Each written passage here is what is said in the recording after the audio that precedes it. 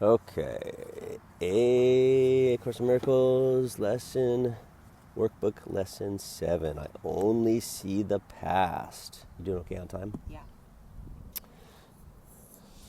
I only see the past. And this is right after I am upset because I see something that is not there. Fantastic lesson. I'm never upset for the reason I think. Oh, that's a good one too. I wrote that on my arm the other day just so I wouldn't forget it. I know. It's a good It's a good tattoo.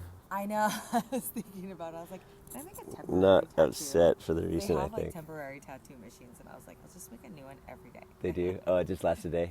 Yeah. You're like, Lesson for today. how about just a year? Can I get one that lasts a year? Yeah. That would be a good idea. I know. It did help me though. I only see the past. I write on myself all the time. Those kind of things. This idea, I only see the past. This idea is particularly difficult to believe at first. It is. Yet it is the rationale for all of the preceding ones. It is the reason why nothing that you see means anything, because you don't see the thing, you see just the past. It is the reason why you have given everything that you see all the meaning that it has for you, because you're only seeing the past. It's the reason why you do not understand anything that you see, because you're not looking at the things you see. You're just seeing the past, which is incredibly potent when you think about people. That's why. Yeah. That's why relationships get stuck, because we don't see them anymore. You know, I don't see Carolyn anymore. I see all the 10 years that we've had together.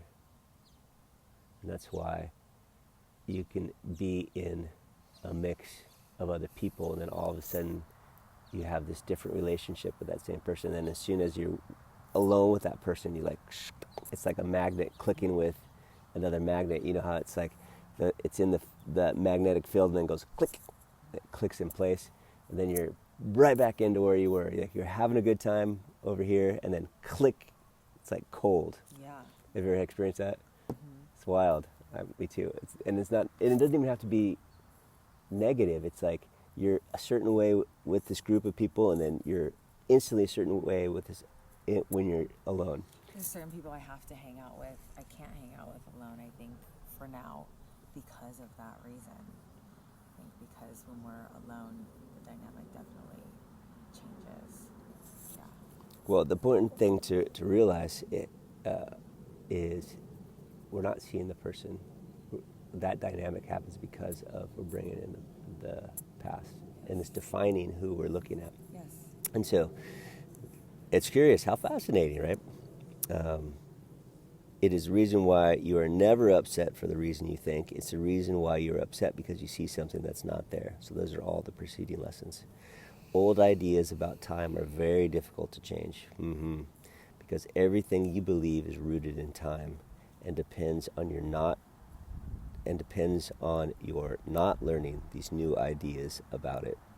So basically, the way that we do time, the way that we do life, is this progression with time, so that we can keep forming the ideas that we have about the world based on the past, 100%. And we don't see and it all depends on us not seeing the present moment, not being in the present moment.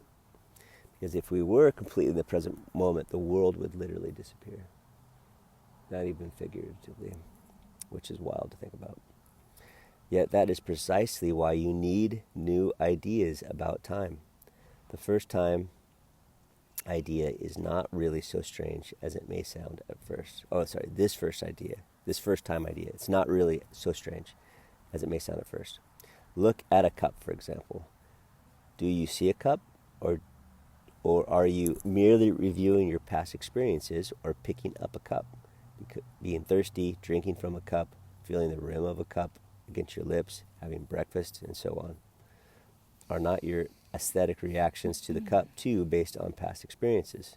Like, oh, I know what this is. I know what this does. How else would you know whether or not this kind of cup will break if you drop it? What do you know about this cup except what you learned in the past? You would have no idea what the cup is except for your past learning.